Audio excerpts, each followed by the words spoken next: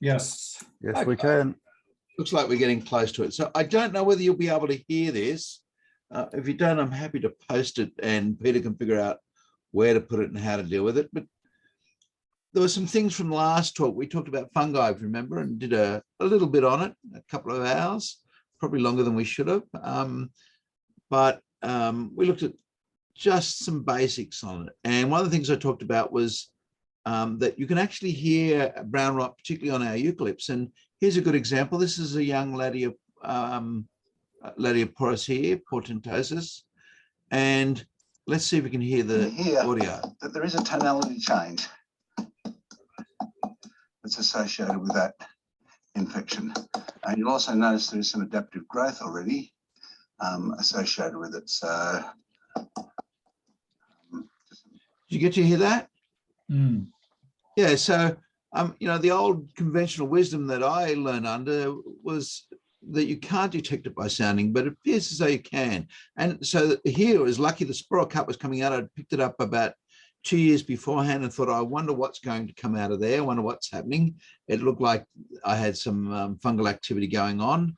And this is one of the advantages of not inspecting sites the same time every time. If I could have some wishes, one of them would be that, you know, we'd be 13 months or so between school inspections, for example, so that every year you see the tree at a different stage, or 15 months between the school inspections, you know, so you're not always seeing at the same time. So I was fortunate enough to see this sporocup starting to produce, and it let me see that you could sound quite effectively. So hopefully that's useful. You can also resistograph and tomograph, and again, brown rot will pick up with both of those. I've been trying to find an image of a resistograph through a brown rot. I know I do have a photo set for it, so I will eventually find that and share it with you.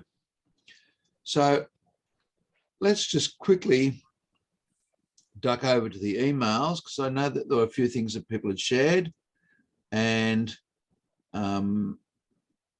we need to go over. So first of them is this ugly looking thing here. Everyone see that picture? Yep. Yeah. Okay. Some of you may know what it is already, but somebody's asked, what is it? Anyone got some guesses? That's an insect. That's a gall. It's a gall. You're half right. It's not an insect, and it is a gall. Yeah. But to make matters worse, it's not an insect gall. This is a fungal gall. So fungal galls tend to be far more irregular. Insect galls tend to be a little bit more uniform in their shape. So this is Eurymacladian.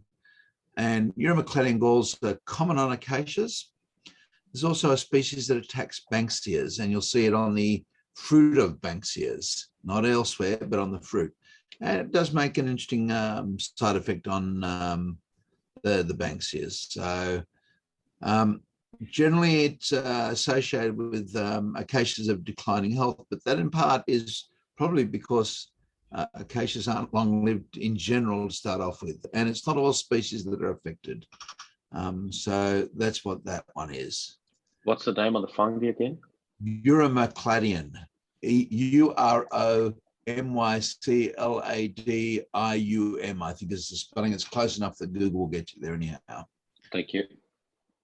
No problems at all. I'm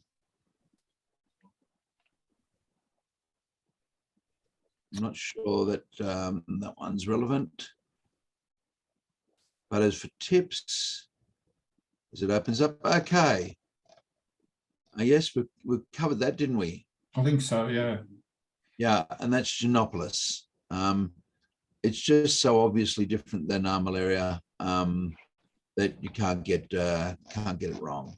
And yes, we definitely have covered those. So very few images for discussion this time round. Again, having images, guys, if you can. I'm more than happy to do what I can to identify that some of your work is done for you. It just makes it easier in terms of sorting things out. So here's another one. This is unusual, and I said to you last block round that realistically, grey box is pretty resistant to Phalaenus. Well, here's one of the exceptions to the rules. This is a Phalaenus, and again, hopefully you can hear the video on it. Number of Phalaenus fruiting bodies on the tree, and these are behaving as a canker, perennial canker, and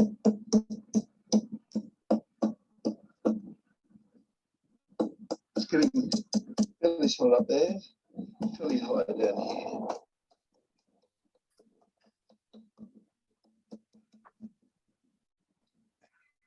So As you can see hear some from that things.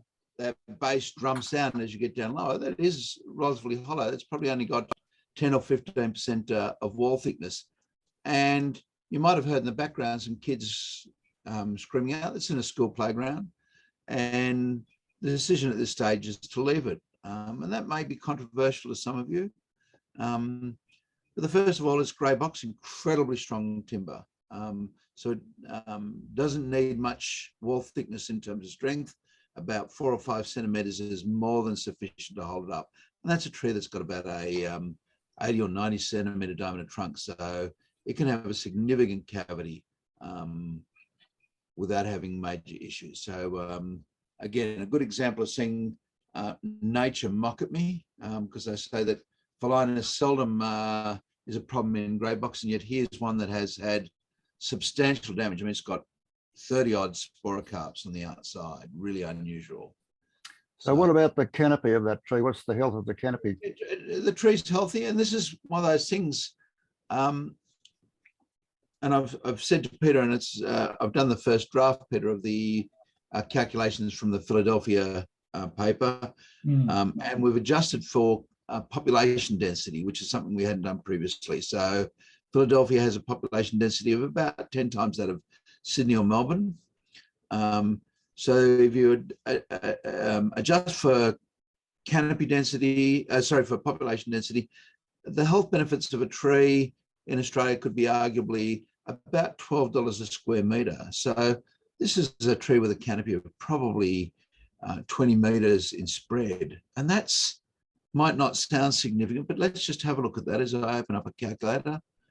We go 20 times, 20 spread, sorry, clear. And we want to go half of that, which is 10 times pi times 12.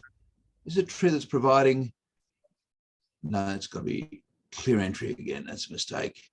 10 times 10 times pi times 12 is equal to, that's better. It's providing around about $3,500 worth of health benefits alone. Now, probably a little less because it's a more rural area in Sydney, but let's say it was even half that. You know, it's better than $1,500 worth of health benefits a year. What level of risk would that tree have to provide for the risk to outweigh the health value? And the answer is it'd have to be a risk of greater than 1 in 10,000, and we wouldn't accept a tree with a risk of greater than 1 in 10,000. So everything up until that, it's already arguably up. That is, the benefits outweigh the risk, and you can't do anything to significantly alter that. Yeah, it's in a low use area in a school. So the likelihood of when's it going to fail, Peter? Probably in a storm. Storm. How many kids are going to be out in a low use area in a school playground during a storm? Hopefully They're all not. going to be under the tree. Those bad, have students that we really need to be chiding for running out of class when they shouldn't have been. So yeah, it's a good example of thinking about trees from a different perspective. And I had a gentleman ask me about it today, and I said to him, you know, you think about it, the average tree provides a risk of harm in areas adjacent to high urban use of about 50 cents. That's the average harm from the average tree. And if you compare it with something like the value of this tree here, or a smaller value tree, you know, even if you're talking about a tree with a 4 meter radius rather than 10 meter radius, let's just do that. So you can see 4, so it's an 8 meter wide young gum tree, 4 times 4 times pi times 12. It's about 600, yeah, $600. So, you know, you've got a tree that's giving $600 worth of value for 50 cents worth of risk. We're really harming ourselves by not planting more trees. So it's something to keep in mind. But what I was asking was about the appearance of the canopy, because if the canopy was starting to thin out, I would probably recommend removing the tree, because I take a longer term view, and the attitude is that at some stage the tree is going to be removed. So when is the right time? So if you say, well, now is the right time and we plant a replacement tree, in the long term, we've got a new young virile tree replacing the old one. So at some stage, Rob, I agree with you. At some stage, I would, I'll share with you, and Peter, I'll make a note of it now, in fact. I've got some general principles for managing urban trees. And one of the things I say is, if you've got to remove trees, the best time to plant is before you remove. So if I could, if I saw the canopy and it was starting to thin, then one of the things I'd say is, look, before we remove this tree, let's get a few other trees growing back in. And I think I shared with you in one of the groups, a look at the allometric equation of biomass loss associated with a tree. And this tree's got a trunk well over 1 meter in diameter, or about 1 meter in diameter, somewhere in that range. In fact, because I'm using Google Photos now and I share all my data, I'll actually show you the tree. We should be able to drop down to the street view and have a look at it. So see if we can see it from the street. Can indeed. So that's our tree there. So for me, yeah, it's a tad thin, but I wouldn't be rushing to remove it. I'd be rushing to replant. Think if I could plant 20 trees in 10 years' time, they'd be giving 20 times 600. That's $12,000 worth of value. Then all of a sudden, removing this tree that's providing $3,000 worth of canopy value is not so traumatic. So my argument is, yes, Rob, I think we remove trees when they're starting to decline. But replanting is critical. And when we're talking about that replacement tree that's giving that sort of value, that's the size tree we're talking about there. It's not very big in comparison. So this tree here is giving $600 worth of value. This tree is said probably somewhere, well, actually it's probably half and half for both. So this is probably giving $300 worth of value, and this is probably giving about 15. So we need at least 5 of this size tree just to replace the loss of canopy, let alone the loss of biomass. So the greatest risk associated with trees at the moment, without question, is removal of trees that aren't posing aren't in the lower, in the upper end of the tolerable risk or higher. So tree removals are by far our greatest risk to society in terms of health and problems. And the other thing that is about schools, trees in schools, is that I've noticed is that there seems to be a much greater appetite to remove trees than to plant them. Maybe not all schools, but it's pretty easy to get them out. It's a lot harder to get new ones in. I find exactly the same in Victoria. Very hard to get them to plant trees. Almost universally, they will plant, but it takes a long time to get a tree. You know, this tree is probably somewhere in the vicinity of 80 or so years of age. We could go back to some of the aerial images and have a look, but I would be surprised if it wasn't at least 80. And that's, you know, that's a lot of time to replace that tree and replace that biomass.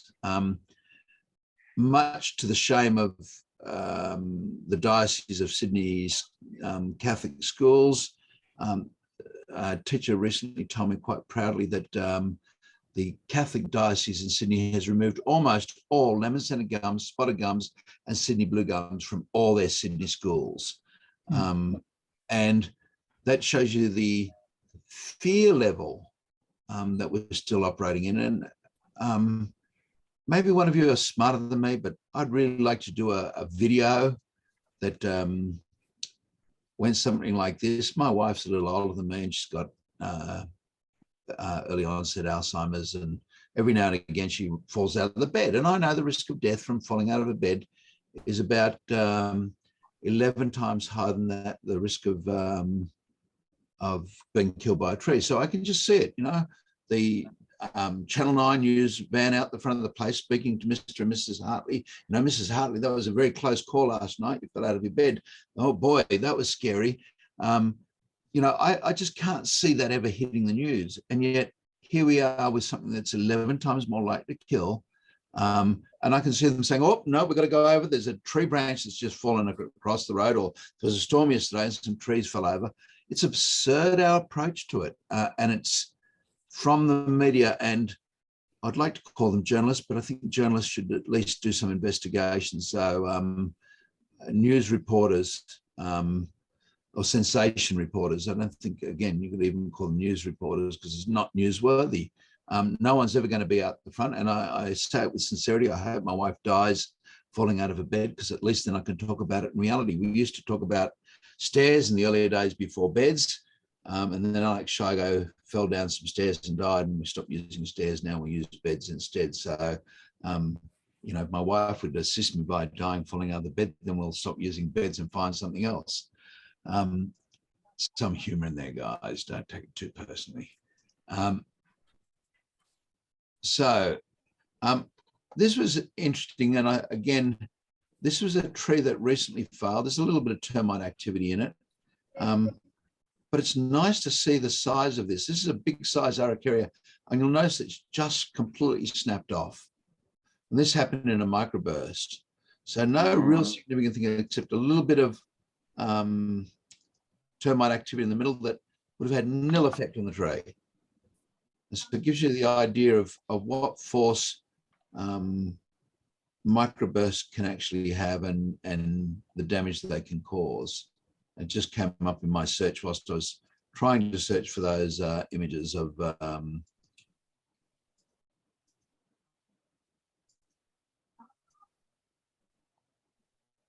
and this is another great example. I mean, I learned a few years ago that that my ability to assess how diseases affect trees, particularly these physical things that make trees weak, is probably not as good as I thought it would be. So photographs are a wonderful thing. And I think I've mentioned before, go out and start photographing trees that you have issues with and just watch how they perform. See how well they do and don't last. But, you know, here's a fairly good included junction in a tree that's got some active splitting. It's been going on for a while. It's getting a little bit bulldogish nose here now, so I'm comfortable that we're probably past it. But I wonder how long that tree has been there and how long it's going to take to fall over. And again, this wonderful facility now with being able to go back, if you share your data with Google Images and go back and say, well, look, you know, how long has the tree been there? What's it been like? What's it like now? It looks like that's probably our tree there. Oh, look at that. I found the tree already. And then I can go back and just see, well, was the tree there in 2008? Had it started to split by then? Oh, well, it's not the best image, but yes, it definitely started to split in 2008. This is 13 years later, and it's actually looking better now, 13 years later, than it did then. And in my early days, I met a number of good arborists, a guy called Don Blair from America, a very clever man, and a guy called Tim Johnson. And one of the things that Don impressed on me is the importance of a camera. He said, probably your best diagnostic tool ever. What he didn't make clear was part of the reason it's one of the best diagnostic tools and the best tools you can have in your kit ever is that you end up with a record of images and images that are just invaluable over time. So, you know, I often talk about being able to build close to Araucarias, and the reason why is one of the first shots that I ever took with Don was the Manly Wharf repair or upgrade, and they were sheep piling less than a metre away from Araucarias in 1987. And what's really great is those trees are still there to this day. And so when I say, yeah, look, in sandy soils, Araucaria are very tolerant of close proximity building activities, I've got something that I can show people. So when you're out, if you see tree things, photograph it. And I'm just forever glad that Don had convinced me to do that. And unfortunately, my first 20,000 odd images are all print images, of which probably the best 500 odd I've scanned. But nowadays with digital imaging, it's so great. And I encourage you to continue to take photographs of tree problems. That when you see them, punch yourself against them, say, okay, how long is that tree going to be like that? As you can see, you can go back to it and have a look and say, well, okay, it's stronger now than it was then. And today it's not looking too bad at all. So, you know, it's a valuable thing that you can go backwards and forwards with. The acacia came up quite quickly, obscured a little bit. Not the best image because of the light, but you can see that it's definitely had the fault there. And you can see this side was actively splitting still at that stage. And yet, in spite of that, the tree's still standing there.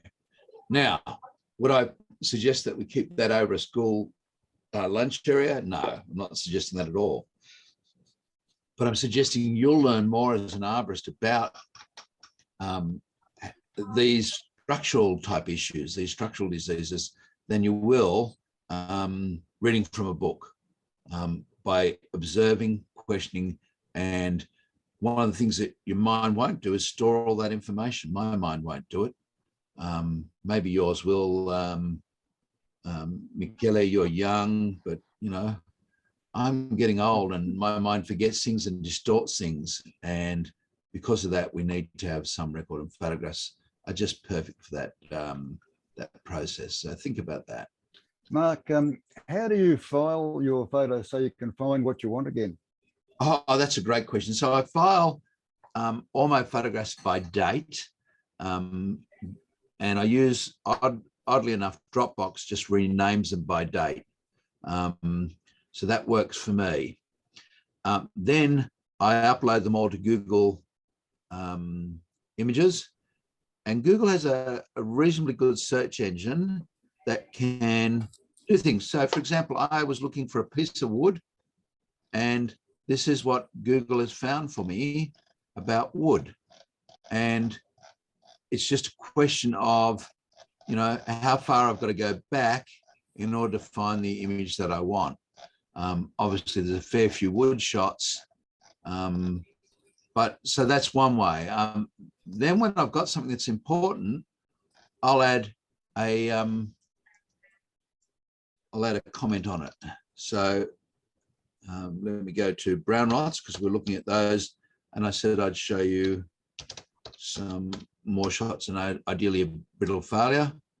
So there's brown rot. So it's picked up this is brown rot because I've added a note, and you'll see here if I change sides, I've added the note here, brown rot, and that allows me again to search for information that Google may not have been able to figure out. So annotating wherever I can.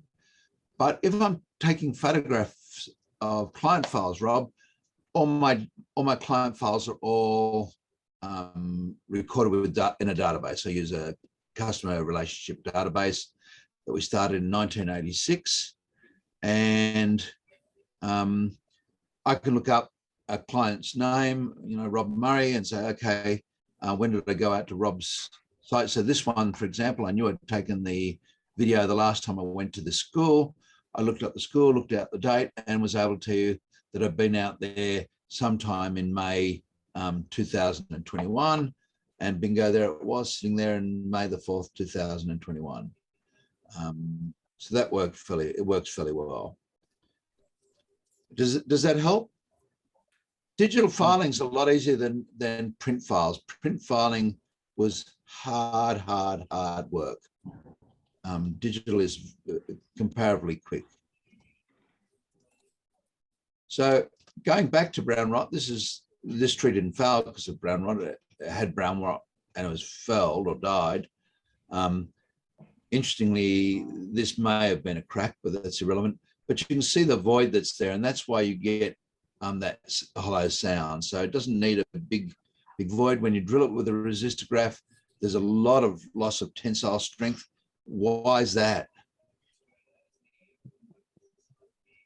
Cellulose not there anymore. The cellulose is gone. The cellulose is important for tensile strength. So your resistograph picks up, there's a drop in strength because there's no fibers, no little cellulose fibers holding on. It's just the concrete that's drilling through now. So it's easier to drill through, but it's not like a hollow. So you pick up a graph that drops down quite a bit, but continues on. With a tomograph, it shows as being a full hollow. So the two together, I guess, could be used diagnostically. Brown rots in lots of places. I don't know whether I showed you this one last time, but that is one in my specimen collection that weighs about, or weighed about 20 kilos when it came off the tree, and now weighs nothing. And again, this is the curry punk. Last time I looked at it, I went and looked at this tree this year. That was in 2014. The tree's still there and going, well, it's associated with fire damage usually, and not a big issue in terms of loss on the grey box. The first time I saw it, I thought, oh, I better check. I drilled with an ordinary drill with a 3mm bit, 4mm bit. No need for a resistograph in the backside, 1/3, and stop drilling. No more drilling. If the wall thickness is greater than 1/3, I don't need to drill anymore. So I was able to do that manually without even using a resistograph. I had to drill and a drill bit in the car. This is not a brown rot. This is interesting. This is a white pocket rot, but for some reason, Google has considered it a brown rot. Why? Because Google's picked up that there's the rot and it's brown in color. So this is one of those Google errors. And you can see there's loss of tissue. Let me see if I can find that other one. No, I can't. I'll go find it for you in a few more seconds. There's loss of tissue here that looks very different. There's little pockets where the fungus has done its damage. And I'll show you a good shot of white pocket rot in another series in a second. Here you see hyphae growing through brown rot. And that's not a white rot. It's just that the hyphae of the particular fungus is white. And if you look carefully, you can see these little holes here. These are the rays. It's taken away the cellulose cell walls and exposed where the rays were. Rays are made up of parenchyma. Parenchyma's only got cellulose.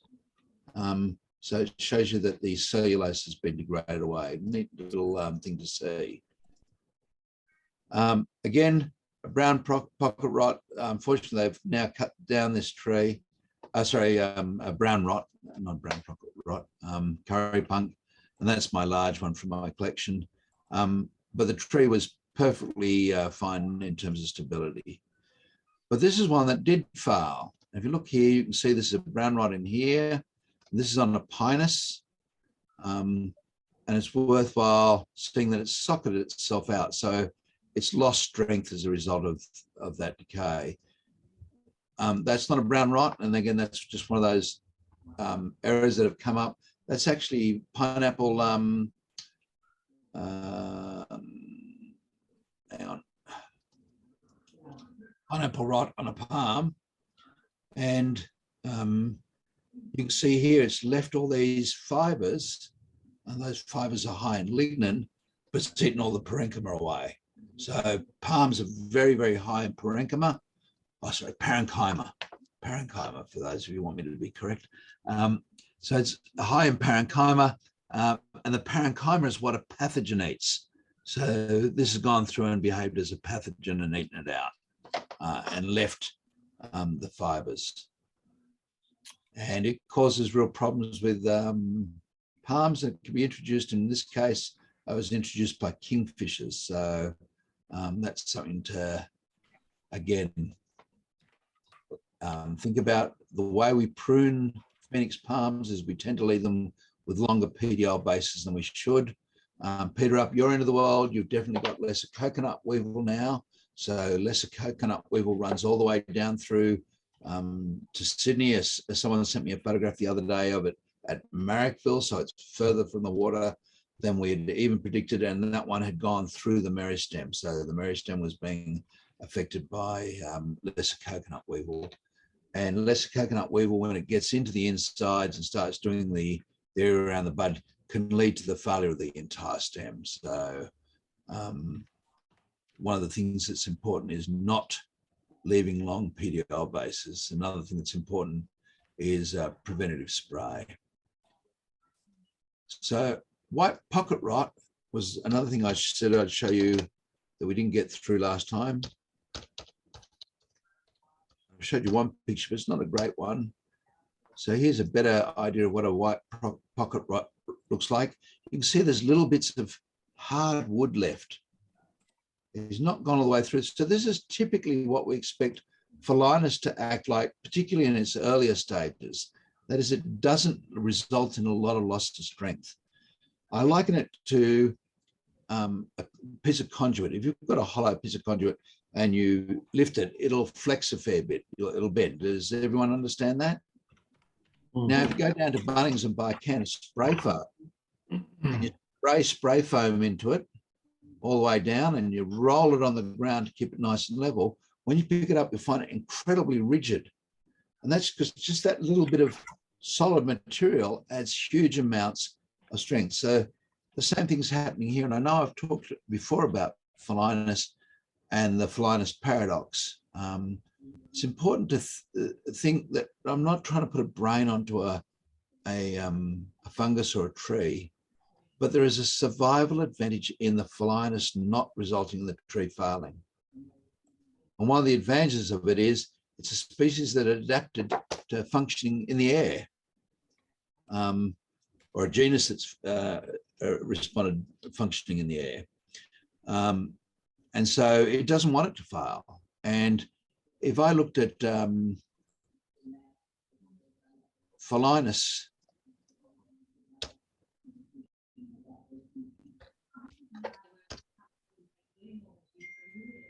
and we've looked at this sample over here, but here's another tree, same story told. This is good solid wood. Our normal round would have come round through here and finished about here.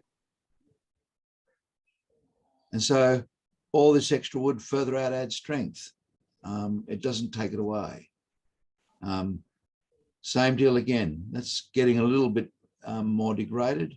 But the same story is told time and time again by Phylinus. You'll see it's pushing new tissue further and further out. And I suspect that the fungus and the tree have developed a nice little system whereby failure seldom occurs. And what I find fascinating is you get something like the Bridget Wright tree. It had Phylinus. The one at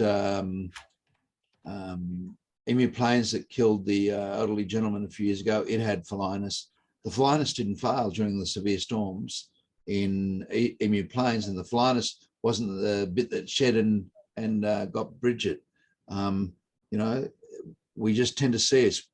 What's interesting is when this is a cavity, we're all happy with it. So it's a cavity, I can measure it. Oh yes, there's 50% of the radius is gone. Oh, we've got plenty more room before it's a problem. But we see the fruiting body, we tend to go to pieces for whatever reason. I don't quite know why. Whilst we're at it, this is Phylinus Phylinus robust, noxious. Phylinus noxious. It's now had a name change, so it's been reclassified into a new genus out of Japan. Don't ask me what it is, but I will look it up for you for the next thing. And to make matters worse, Phylinus robusta has now gone into another genus. Formitiporina robusta. Yeah, robustus or robusta?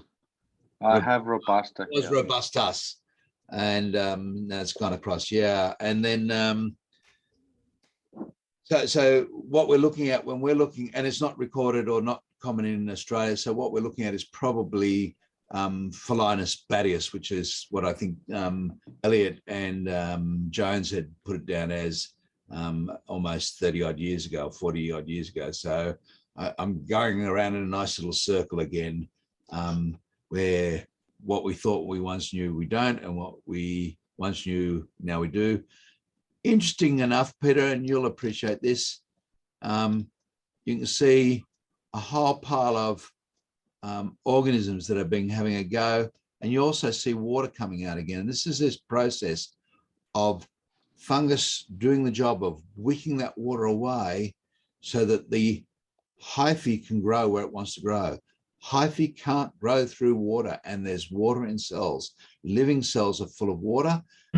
Cells that are functional still have water in them. When we take the water out of them, and water levels drop as the heartwood gets older, and particularly as the inside of the tree gets injured, and we start getting cavities.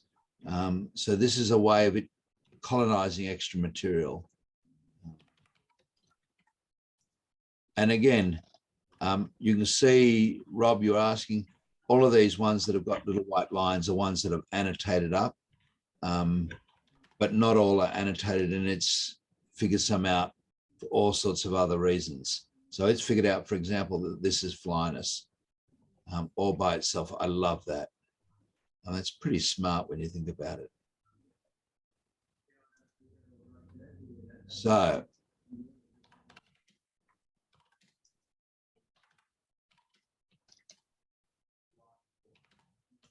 just thought I'd share this one with you. You've all seen these in eucalypts when you've been working with them, the bark's knocked off, or at some stage or other seen sharp little spikes coming out of trees that don't usually have sharp spikes. Yeah. These are meristematic traces, and for whatever reason, they've started to grow rapidly. And it's neat to see that not only they've started to grow rapidly, but there's also been some secondary splitting of the rays associated with that rapid growth. And every now and again, these will herniate out completely to the other side. That is, the tip will grow out and then it'll start to divide rapidly on the outside. And we've got a name for that. Anyone got an idea what it might be? That's how we get a burl. Is that different from an epicormic? Yeah, it's an epicormic. It's an epicormic that doesn't have a leaf primordia, and it's what I would call a pedantic precision on the thing, rather than necessarily being helpful. This is just meristematic tissue that doesn't have anything that's ready to become a branch. It could become a root. Could make it become a root fairly easily at this stage. For whatever reason, they don't need a leaf printing machine. And I think that in part is because they don't know what they're going to have to do. So no leaf printing or leaf primordia, and the little, or primordium, the little bit that prints the leaves would make it a bud, or an epicormic bud. Until it gets to that stage, it is not a bud because there's nothing there to go to leaf stage. It's just simply rapidly growing tissue, and it goes all the way to the center. So if you look at something like Araucaria, it retains them. And Peter, I know we've looked at them in class where, 30 years down the line, you can still follow the same trace all the way out to the outside. Mm. And Araucaria is one of those wonderful trees. You can cut a whirl of branches off, and 5 or 6 years later, you can go back and cut a whirl of branches off. And 5 or 6 years later, you can go cut the same whirl of, just keep on producing new branches from that whirl because of these traces. And these are why, after, for example, a fire or something, you get lots of buds develop. All of a sudden, something stimulates, it's hormonal, stimulates a printing machine to be built, and they'll start printing a branch in apical growth or primary growth. And so same thing. So worthwhile having. And you said the wood ray splitting will end up forming a burl at times? It can, yes. So a burl is simply formed. Let me see if I can ask people to find me some burls. See how she goes.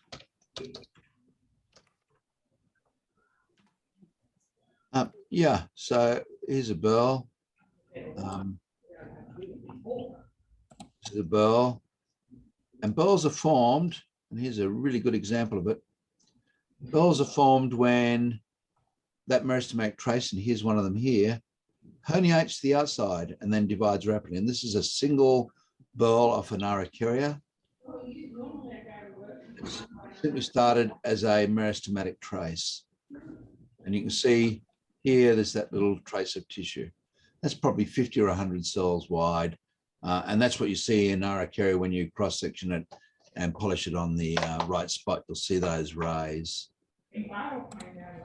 So that's all that is just rapid dividing meristematic tissue that's not held in place anymore by the ring tension of the wood, and the ring tension of the bark controls it to some extent, but it tends to start growing like crazy. A burl is different than a gall. A gall is produced by something else and alters the growth. A burl is a natural occurrence. Okay, so it's by the plant. And there's some discussion that it's in part formed when a tree is heavily loaded. And you'll see this quite often on trees. You'll get a line of these spots where you know that there's meristematic traces in behind. On things like ficus, you'll see it quite distinctly. And a part of the argument is that as the tree is loaded, the rays are slightly distorted. They're opened up a little bit. And that gives room for the meristematic material to come to the other side. And so it's possible that we'll be able to reproduce that process artificially by loading to a point where failure doesn't occur. I don't know where that is, by the way. So I'm not suggesting that we do it, but yeah, you can get some pretty amazing things. This is a tree of significance from the national parks. You know, you can get pretty large burls. This is on araucaria, fairly common. Lagostromia. This is Corymbia maculata. That one's having some health effects on the tree because it's grown past. So it's starting to grow over itself and include tissue and affect the health. So there we are. That's a burl.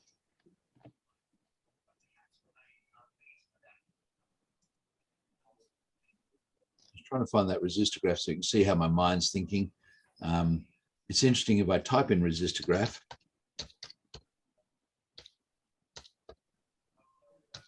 You'll actually find a few resistograph shots, but only because I've marked it up, not because it's figured it out. And I'm wondering whether I just type in Resi, it does read the fonts as well. You can see the slides, that's all where the slides got that in there. So I'm wondering if I just put in Resi, whether it will find anything extra. No, it doesn't. So there was one other series I want to, fibre kinking. Fibre kinking, and I wanted to show it to you because it came out of that brown rock. Okay, here. This is Matic talked about this as fibre buckling, and this is a branch that had actually started to sink down. And you can see that the tissue's pushed in, there's buckling in it. This is the only time I've ever seen it. He's now changed his terminology, and fibre kinking in this stage is occurred where, or fibre buckling, where the pressure on the wood has got so great that it's actually caused the fibres to distort and split permanently. So this is something like we're talking about with the burl, but this is irrecoverable. That is, it's not going to go back. And Maddox talked about this on several occasions as being a possible cause of failure of branches. So there was this concept that branches will fail, and they'll fail close to the trunk, 2.5 times diameter and all sorts of little interesting things like that. And there was a hypothesis that this may be a part of the process. It doesn't appear to be the case. We've not ever been able to find it on a branch failure. It almost seems that all branch failures are transverse failures first. There's a crack from the top side, not bottom side giving way. And a part of that was I understand why wood that's so good in tensile strength fails first. And I don't know the answer to that, but yes, this is your the degradation of your wood by shear loading, and you can see it distorts. Now this is extreme, obviously, but even at a microscopic scale, you should still be able to see and zoom in something more like this occurring or more like this occurring. And this hopefully explains to you how we can get a burl by not going anywhere even near as far as that, just getting the slightest little opening like here or here under load. Does that help? Yeah. Okay. So I think that answers the questions that we had outstanding from the last time round. Brown rot saying brittle failure. No, you need to see brittle failure. That's right. And I apologize. It's in a different spot because it's a slide of Mike Ellison's. It's wonderful. Want to open Dropbox?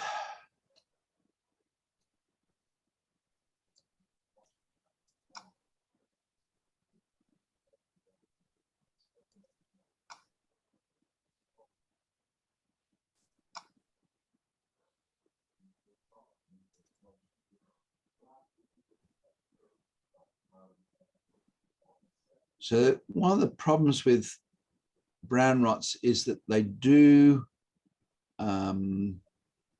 have more issues in terms of not being as obvious or not being as critical from a viewing point of view. From slideshow, from current slide. So this is a brittle failure. It's just cracked like a carrot.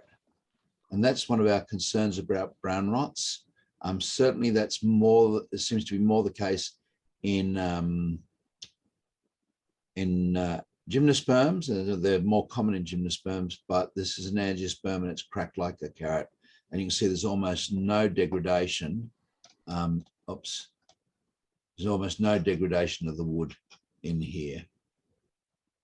Yeah, in terms of cracking, shrinking, those sort of things. So unlike what we saw with the eucalypt, where there was a fair amount of shrinking and we could hear it, there's a reasonable likelihood had this tree been tapped or sounded, you wouldn't have heard it. If it had been resistographed or tomographed, you might have done, or you would have done, because this has lost tensile strength.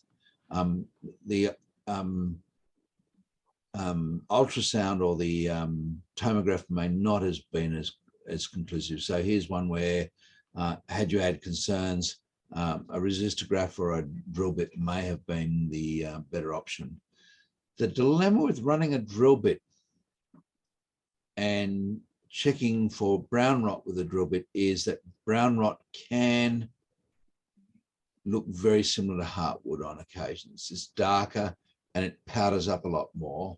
But if you're not sure, it can cause problems. And there was a problem a few years ago with some use of what they called a modified drill bit, or they'd take a drill bit and blunt it up a bit. And they were drilling with that in identifying the difference between heartwood and brown rots.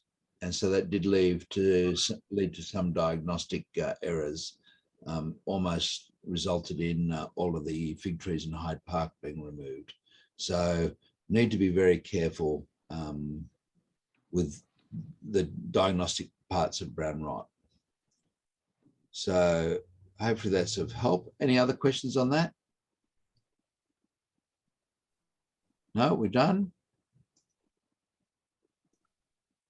Guys, I'm going to just show you a couple more images, and then if there's nothing else, I'm going to call it a night at half an hour, an hour. But I thought I'd share with you this little one and contradict everything I said last time around. Let's see. Yep, there it is. So I don't know whether I shared this with you, but I'm pretty sure I did. This is a Tilia cordata in Sydney, where we made an artificial cavity in order to open up access to the manhole. Did I show you that photo? Yep. Okay. So as it turned out, the client, Mrs. Irish, gave me a call and said, Mark, we've had an arborist out doing some pruning work, and he saw this fruiting body and he said, please get an arborist out, a consulting arborist. So I went out. What's the first thing you notice? Apart from there's a cavity and some relatively good wound wood, and the service vent is open and they're able to get in and out without any problems at all now. It's growing on the dead wood in the middle. So it's growing on some dead wood, yeah. And so I just watched a video by Matt Barrett, and hopefully we'll be able to get Matt to come along one evening and have a chinwag with us about identification of polypores. But Matt's the guy that's screwing up all the taxonomy for us. I don't know what we're going to do to stop him, but he's going through at a phenomenal rate and identifying and re-identifying and moving things around. You know, it's strict at the stage where, you know, oftentimes all that we're going to do is say sp rather than anything else. But this is a Ganoderma here. I'm almost certain of that, Ganoderma australe. But not overly glossy on the top. And I don't know why that is. Certainly narrow and thin, white on the underside, brown spores. So everything matches for Ganoderma. But Matt made this comment, it's really quite interesting, is that as people are assessing these things, we should start looking at, first of all, the points of attachment and see what they're like. We should start doing cross sections. The things they want to see are things how bits are attached, what they look like. So this is half a one. And, you know, what's happening on the inside here. So that's some of the features that he's using now to start identifying and sorting things out. That and spore prints. Spore prints of polypores on trees are pain because you've got to get them during the sporulation stage. But this allows us, again, from a taxonomy point of view, to come down with some broad brushstrokes rather than precise brushstrokes. But it's great and fascinating to see what they look like on the inside. And, you know, I've been an arborist for, I dread the thought, 50 something years, 48 years. And first time I've ever decided to take them, cross-section them and look at them in any detail like that. So, you know, certainly worthwhile thinking about from a different perspective. So it's something to think about. Lousy out of focus shot. Not too bad, just over magnified for obvious advantages. So that hopefully puts the fungus into a... Excuse me, Mark. How did you actually cut that? Just so ridiculously crudely, because again, it's probably a soft species then, something like Felinus. But I used a screwdriver, drove it in about 1/10 of the way or half the way, and just simply then drove down and split it just in half. Felinus species, I'm pretty sure, will drive you crazy trying to break them, particularly the bigger ones. I think I can pull up my biggest one. I think you saw it last time anyhow, a 30-year-old specimen. And my gut level feeling on that one is you'd have to use a mighty big cleaver and then still probably have no luck. So I think, Rob, better with stuff that's not too old than the older stuff. But I imagine a machete or a cleaver and a mallet would be a pretty good way to do the hardest ones. This was amazingly easy in spite of the thoughts. He would say cut it neatly with a knife. you know, that's probably again a little bit easier said than done, but it was easy enough just to split pretty well down the middle. I figured that way you can have half and I can have half. It's a fair share, isn't it? Okay, guys, that'll get to the end of tonight for us.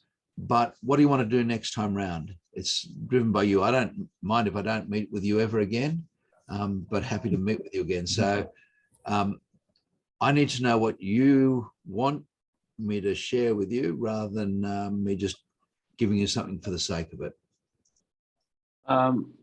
Is it possible to talk about the barriers that tree have? You know, wall 1, 2, 3, and 4 has been defined, I believe, by Shigo. Yeah. On the decays that, yeah, when there's the decay fungus in the tree, how the tree reacts to it, and what sort of chemical barrier and. Absolutely, we can do that. Happy to do that. Able to do that fairly readily and easily. So wall 1, 2, 3, and 4, we'll talk about compartmentalization of decay in trees, and we'll talk about compartmentalization of dysfunction. That's the German concept behind it. We'll talk about a book called The Coded Principle, which is really good in terms of trying to support that. And we'll talk about some more of the work by Dr. Lynn Boddy and this process of how it all fits together. And I'll show you some microscopic shots. I'm pretty sure I already have of fungi moving. I have definitely fungi moving through the vascular tissue. So if you understand how those three bits work together, code does make a lot of sense. And it is really a part of what made Alex Shigo, you know, the forefather of modern arboriculture. It just revolutionized things. But a part of that is, it was based off an old paper, someone looking at poplars that was published in 1928 that started it. And Shigo's comments when it came to compartmentalization was that if he'd seen eucalypts and kynobands, he would have figured the whole thing out earlier. You've got to wonder why we took so long to figure it out here in Australia and why we still struggle with it. But it's, Michele, if it's any consolation, it's one of the areas that arborists still struggle with because we don't understand the tree at a cellular level. We don't see it as cells put together. We don't see fungus as cells interacting. And I think Peter will tell you, I've struggled with the track training material as well, because it's got this ongoing error. And I've said, look, it needs to be resolved. It needs to be resolved. And it's amazing how many arborists worldwide, good top-level consulting arborists, are still struggling with it, and we really shouldn't be. The reason I say that, Michele, is I promise you next class round or next time we meet up, I will teach you code it for 4 and 5 year olds. If I can teach a 4 or 5 year old code it, got a 50-50 chance of arborists getting it. Yeah, I hope so. It'll be more. As it is. Oh no. You know why?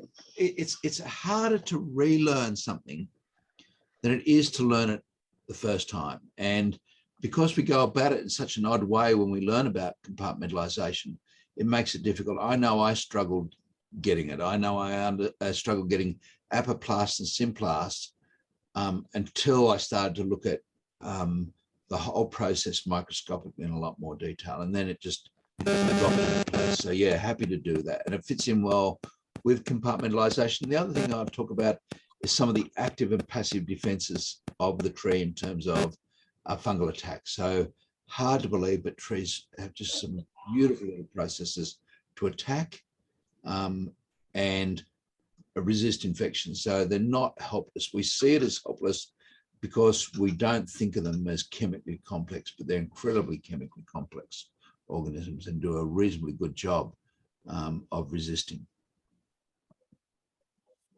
Okay, anything else that people would like to have covered in the next one or in future ones?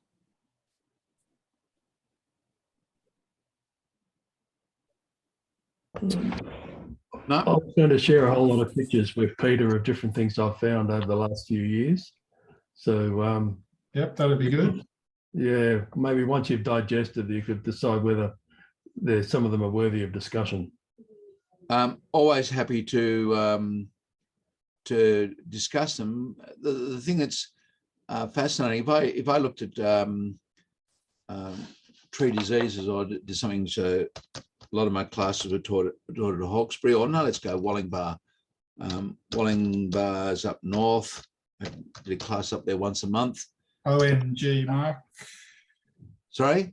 Oh, no, it's got you anyway.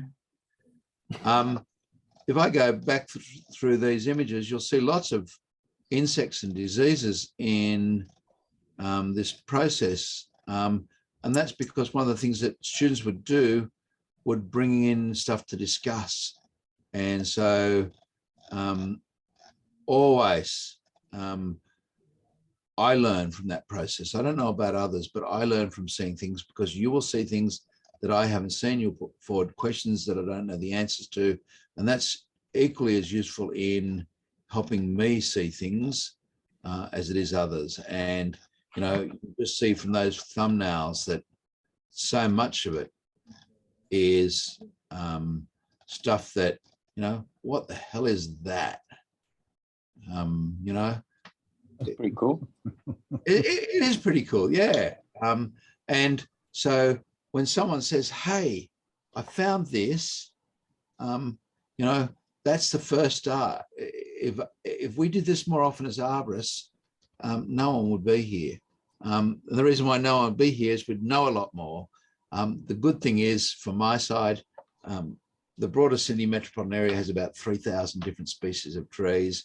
Each of them have about 10 moderate diseases that will affect them. At least 5 of those are big, so they're in the macro insect and bigger type thing. That gives me a fairly good chance of not going out of business yet. But it's how do I handle this and what do I do to go next? And that process, what we call the diagnostic process, is equally as important.